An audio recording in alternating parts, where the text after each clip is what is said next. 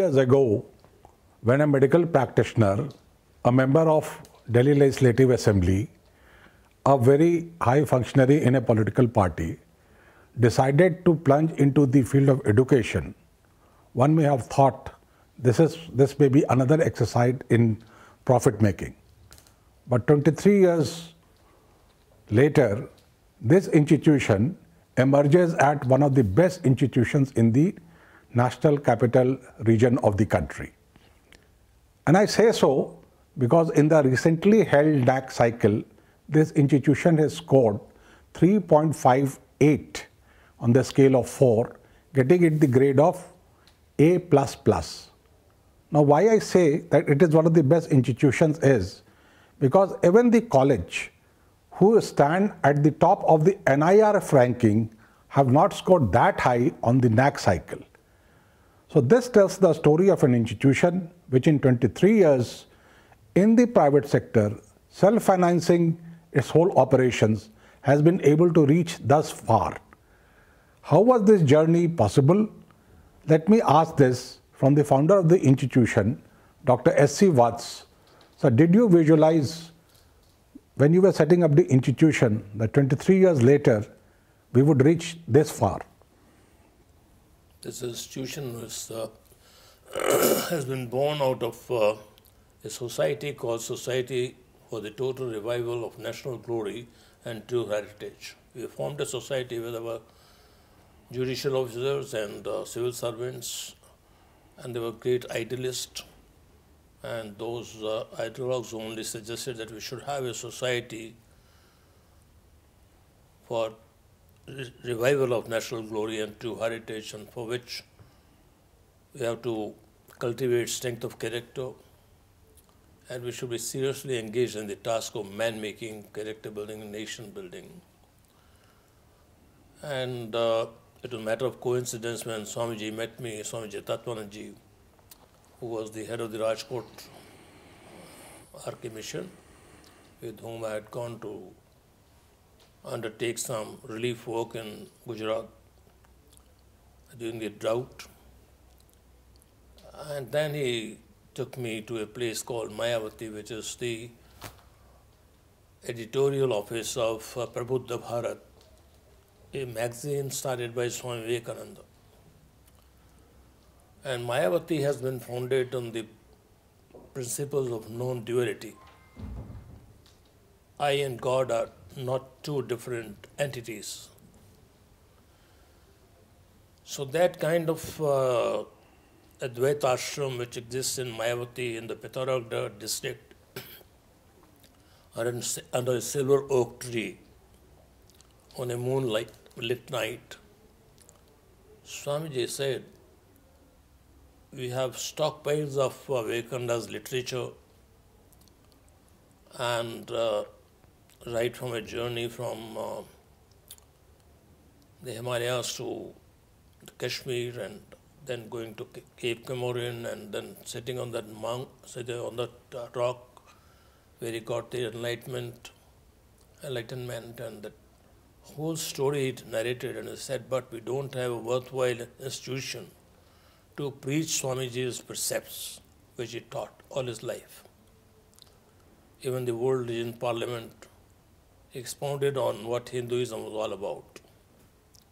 These are different religions are nothing but different streams leading to the same ocean. So Swamiji, in fact, ignited this initial spark of setting up an institution in the name of Swami Vivekananda. That was the year 2000. The society was formed in year 1998, where the then Chief Metropolitan Magistrate and then these Secretary Services, Mr. Sevaram Sharma and Mr. Prem Kumar, and many people who had set an ideal in their respective professions. I mean, they were people of impeccable honesty. And we had ideas ahead of ourselves. And then we thought, let's have a society of the like-minded people and who can contribute more toward educating people about moral values, ethical values, eternal values. And that's how it took off. Then the year 2000, people said we must put up an institution for strengthening democracy. And for strengthening democracy, two important pillars were taken up for the first time. That was School of Law and School of Journalism. So that we have a very strong judiciary, a very empowered judiciary, and we have freedom of press. And to add on to it, because technology was advancing at the time, we also took a 4 years Bachelor Information Systems course. It was 4 years. Then the ICT came to tell the university that they sent an advisory to the university that you can't give 4 years degree course in Bachelor of Information Technology. The first batch was that of BIS. And all those boys and girls who did their 4 years BIS program, Bachelor Information Systems program, they are settled, most of them, 75% of them settled abroad. 25% of them are entrepreneurs in a big way. In a big way, when I say big way, means they have fortunes at their disposal. And he went to Bangalore, where it was called the India's Silicon Valley. I and Sunit got a rousing welcome, and they treated us like they gave us a 5-star treatment. So this whole idea of creating Vivekananda Institute of Professional Studies germinated from Swamiji's conversation, which centered around that simply his preachings are not going to help. Let's try to give concrete shape to the ideas of Swamiji, what Swamiji preached. Let's put those precepts into action. And then I had no money, so then this whole thing was brought before the members of the society. They too were very honest people in their respective profession, and they all said that let's wait, we'll try and save, because none of them had retired, they didn't have any gratuity, no pension or anything, so they were serving people in their respective profession. So finally, as Providence would wanted, we sold our ancestral home, and out of the sale proceeds of that money, half of which was mine, half of which was my younger brother. So half of its portion was invested in, starting from Big Joe's Tower in 8 to 10 rooms, but it was wall-to-wall carpeting and beautifully done, aesthetically done, because aesthetics has been the core value. If your environment is not good, you perhaps cannot nurture the very idea of Swamiji's thoughts.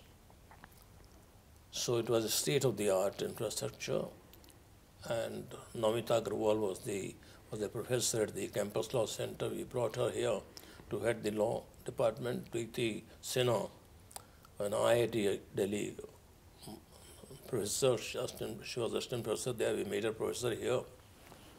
We brought Swamiji Ture from there, Koinik Pradhan from there, and we had the best of lecturers. My focus has always been to have a very enriched faculty. Without the empowerment of teachers, you cannot empower the nation. So this point actually was when the NAAC team visited the institute for their review. They actually pointed this out, that your rate of retention of the faculty, the quality of the faculty is very good, and such faculty are in big demand in the market. How do you manage to retain this faculty with you? There have been people who have been here for 2 decades, more than 2 decades. It is purely our love and affection and our sincere commitments towards their upliftment that will not let them feel neglected. As we are a very caring institution, we have very concerned institution about the welfare of the people who are working here. And it's a very deep concern, and every time we have resource constraint, I still feel, never mind, even if we have to raise debts, never mind even if we have to raise loans from the public finance institutions, we don't worry about it, but do keep them comfortable, because if they are happy, they bring more happiness to this institution, they bring more joy to this institution. And I think that remains the core value of it, that the people who are working here must be happy, must be kept joyful, and must be kept fully motivated. And it's like, serving God in man. They are the embodiment, they are the living gods. For me, they are the living gods. And I very respectfully, when they come to my room, I always serve them a cup of tea. I have a feeling somewhere that we are just an integral part of a bigger body, and they are the building blocks, and on them stands this whole institution. So the core values are compassion, care, love, and concern for each other. So this is what has kept people here. Many times we had resource constraints, but the respect that we give them perhaps didn't let them go anywhere. They knew that as and when we are a little comfortable financially, we'll certainly address their financial issues. In fact, VIPS is one of the I think one of the few institutions in the private sector which has extended 7th Pay Commission to its faculty members. Not in my knowledge any other institution in the private sector has extended that. So coming to the other aspect to which the NAAC team spoke very high about was the infrastructure. Now VIPS has a wonderful infrastructure. It is very aesthetically done. So does it has an imprint and impact on Dr. H.C. Vats, or do you have an architect who does this for you? Whatever I do it the best. And that very feeling of giving the best in everything. I see our gardeners working so hard, and the whole area is full of flowers, petunia and pansy, and you talk of a dahlia, you talk of chrysanthemum. I mean, the flowers are in full bloom now. It's the month of February, and March it will last. But as I told you that in 2000, when we started the institution, we had a wall-to-wall carpeting. It was a very aesthetically, very highly spoken about institution, that whatever they have done, we have created a moot court, we have created a library there, and they were comparatively the best in the country. So whatever you do so that others envy it. Sir, coming to talking about social connects, you also connect. In fact, you encourage your faculty and your students to connect with the not so well-to-do people around the campus, and there is a connect with and there is always a desire that you have that the community, the VIPS community, should go and connect with the people who are not that well off, or not that privileged. So what drives you towards that, to encourage people towards that? Again, Swamiji's ideals come very handy on this, because Swamiji's birthday is celebrated as Narayan Seva Day. Narayan Seva means Daridra Narayan ka Seva hona chahiye. All those deprived ones, living in deprivation, people who are have-nots, we should try and reach out to them and give them the very best of our services. And Swamiji taught work and worship has to go hand in hand. You can't suspend one thing for the other. So work and worship has to go hand in hand. So we are worshipping God in the poorest of the poor, because God, they are living gods. They are walking and talking Sarka gods. mera. They are living and talking gods. So for us, it's not like going to slums and doing something photo opportunity. We are not looking for photops. We are looking for serious business so that we can make a material difference in the lives of the neighborhood. Because when they came to me, the NSS people came to me and they said, we want to get these people involved, our neighborhood slums involved in making diyas, earthen diyas. I said, not only that, but each one of the houses must have minimum 10 diyas and a half a packet of sweets, so that they also can celebrate the Diwali in a limited sense. Put them at par. Don't stand on a higher pedestal and say, I am the giver. No, you should feel privileged that God has bestowed upon you an opportunity to serve your fellow brothers and sisters. It is an opportunity bestowed by God. So Swamiji has always said, don't stand on a higher pedestal and say, I am the charity maker. No, you are not the charity maker. You are privileged to have been bestowed upon an opportunity to serve people, your fellow beings, your fellow countrymen. Sir, another thing which one sees in VIPS is that, you always have this desire of mentor-mentee, and you have traveled all over the country to get good mentors to the institutions. What is the thought behind it? We had Professor Subba Rao, we have had Professor Venkata Rao, in past we have had so many other people whom we have. Thought behind is always to strive for excellence. You pick up the best of the brains. They'll make this institution a vibrant institution. So I always tried and strive for the best, whatever we can lay hands on. I went to Bangalore, and it happened to be a coincidence. I got to read a news item, small news item in Deccan Herald, or some paper was there, and it said, Professor Venkata Rao retires from National Law School, Bangalore. I just called him up and said, sir, can you see me? I'm staying in hotel. And he comes, he's so humble, and so, he came with a lot of books, a lot of publications, and gave it to those. And I told him, I said, how about you relocating yourself in Delhi? Hope you'll be able to adjust to Delhi's heat and dust, because temperature in Bangalore is very temperate. So it's neither cold nor hot. So very temperate climate there.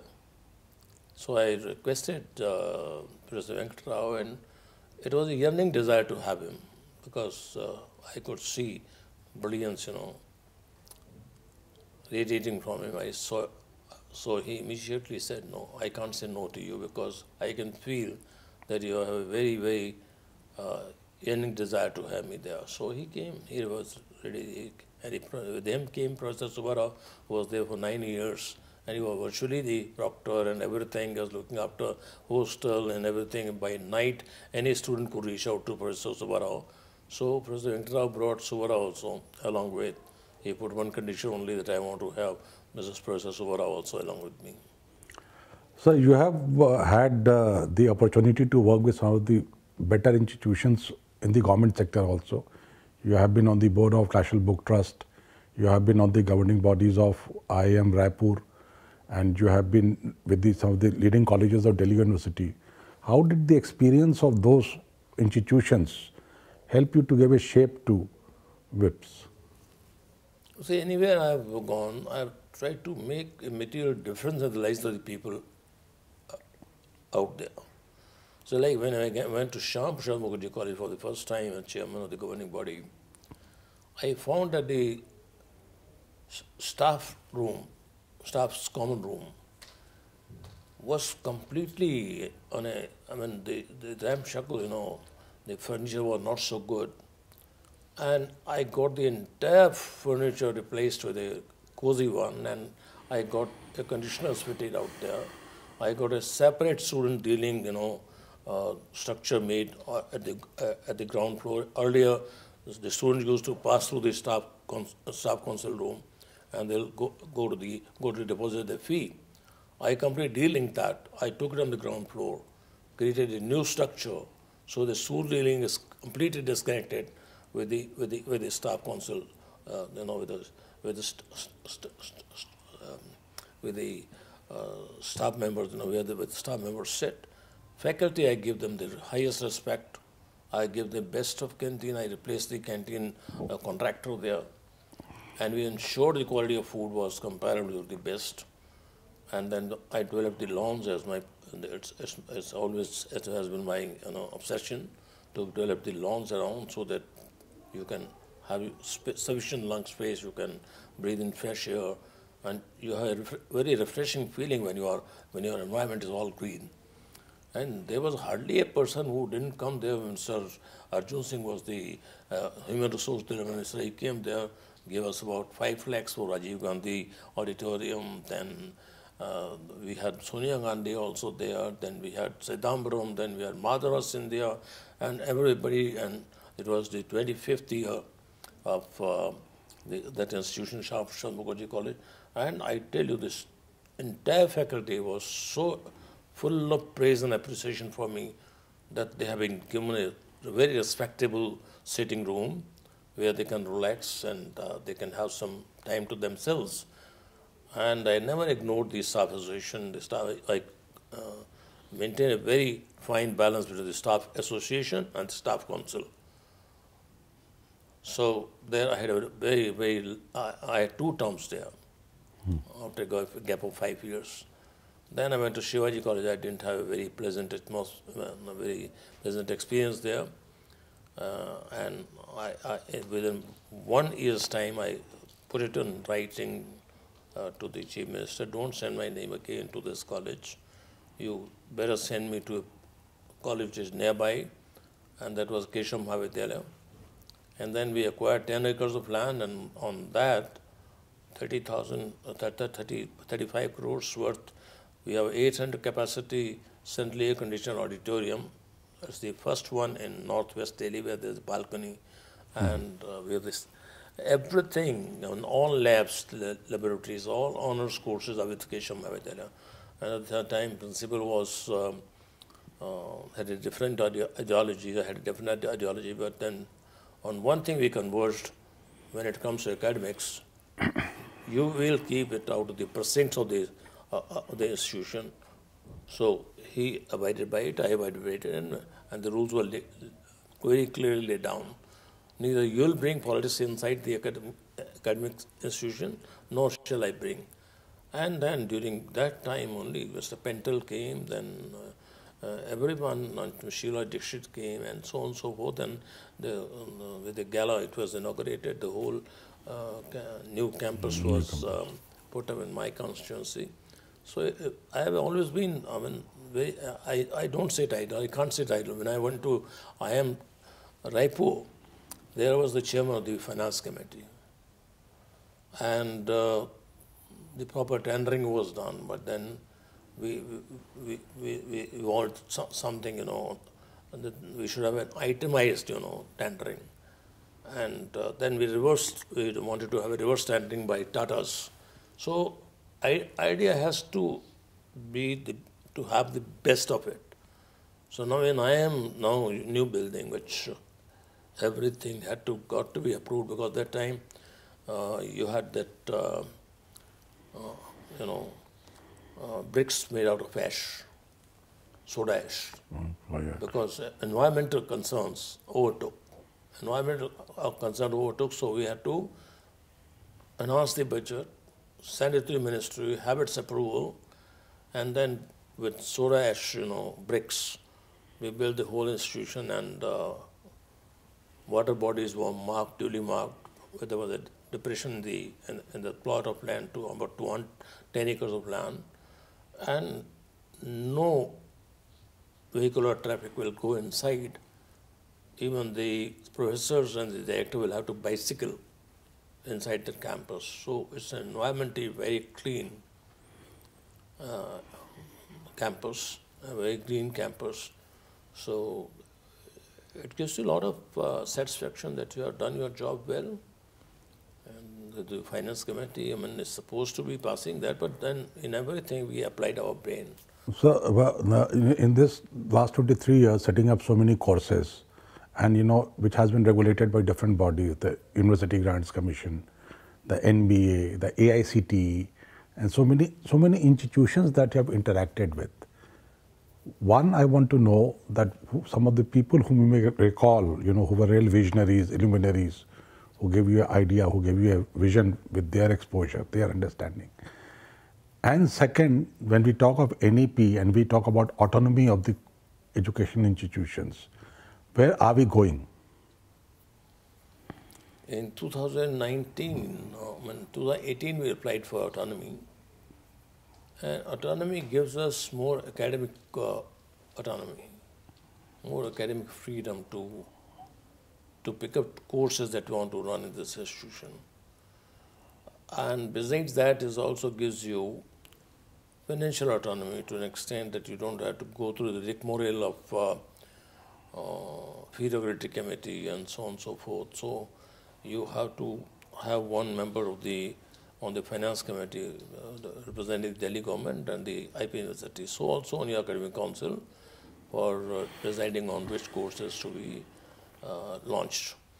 And we applied for autonomy in 2018. 2019, a committee headed by one of the vice chancellors of Mohanlal Sukhadiya University, Rajasthan, accompanied by experts on different streams. They visited this institution, where representative of the Delhi government, Mr.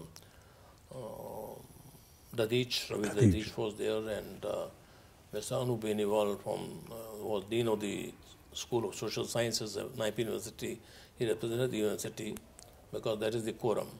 So that whole is, after the inspection of the institute, they found that we are fit for granting autonomy. And they recommended, and the autonomy was granted, and that a letter was sent by the UGC to the registrar of the IP University that we have found this college to be given an autonomous status.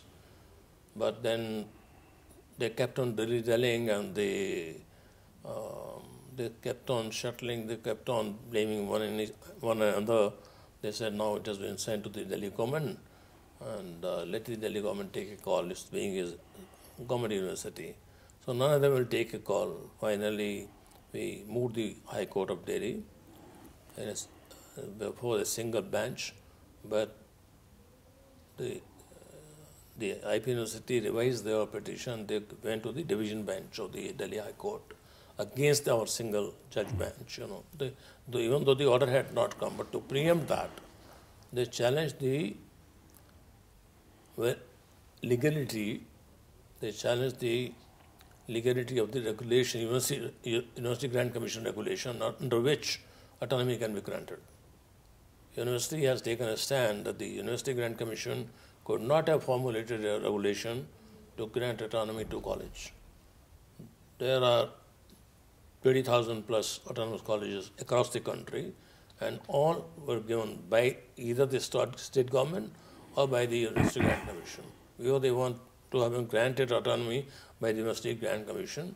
Now it's before the Chief Justice of Delhi High Court, and May 15th is the date, and I'm sure by 1st June we'll have the order in our hand. They cannot deny, because now education is in a concurrent list. Wherever a subject is in concurrent list, the Central Act will prevail. So Central Act has to prevail, and that fact has to be admitted today or tomorrow. We'll get the autonomy. It might get delayed, but now the benefit will be that for the last 3-4 years that we have been paying the affiliation fee and the processing fee to the university, the whole money can be recovered. We would like to recover that money from the university. So it's a blessing in disguise. Maybe we get some money to allow back for the for infrastructure development, upgrading our infrastructure. So in 2 years' time, the institute would be celebrating its silver jubilee, completing 25 years. So what is the message you have for the silver jubilee, and what is the vision you have for post-silver jubilee? Silver jubilee, I don't know. I keep my fingers crossed because at this stage you are not very certain. But that will be an occasion which will have a lot of enthusiasm and a lot of zeal, and I'm sure, this institution, there cannot be a happier day than to achieve that milestone of being, of celebrating the Silver Jubilee of a grand institution like this, which has come through struggles and which has been at the pinnacle of its accomplishments all through. So on this note, congratulations once again for VIPS having got NAAC A++ grade in the accreditation, second cycle of the accreditation. We all look sure from day one, because the whole lot of team that was engaged in task of IQAC or compilation of documents, and 80,000 plus documents had to be, photocopied and sent to the NAAC headquarters. 80,000 plus, 85,000 plus documents had to be sent there for verification, because 70% of his assessment is done there and the headquarters of the NAAC, and only 25% is in the hands of the visiting team. 30% and the peers team, peers team has the discussion, and 70% is automatically, objectively marked there. So I was pretty sure that each one of the faculty members need to be greeted and congratulated for having to put in the very, very hard work. It has been all result of the hard work, hard and rigorous work that they put in, with a lot of devotion it requires.